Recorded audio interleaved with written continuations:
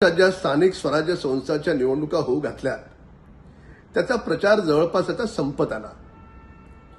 आता निकाल लागल्यावर श्रीमान उद्धव ठाकरेजी काँग्रेसचे नेते आणि शरद पवार गटाचे नेते स्वाभाविकपणे हरल्याच्या नंतर वोट चोरी, मतदार याद्यांचा घोळ किंवा ईव्हीएम मशीन अशा सबबी सांगतील.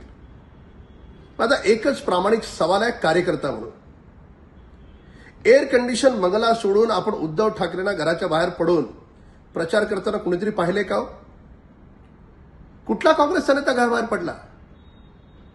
एखाद दुसरं कोणी गेलं असेल ते पण नावापुरतं.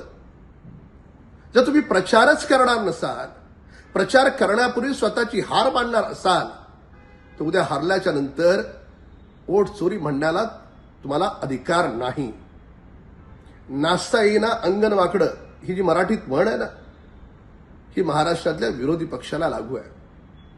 म्हणजे निवडणुकीत हे एअर कंडिशन बंगला दुसरून बिर्याणी खातील आणि हारल्याच्या नंतर त्या ईएमवर दोष देतील.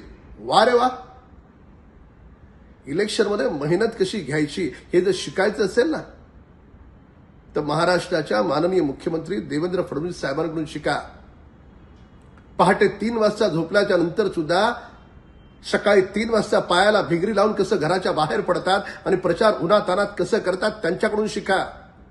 आमचे 2 उपमुख्यमंत्री आहेत, अजितदादा, एकनाथ शिंदे साहेब, त्यांच्याकडून शिका.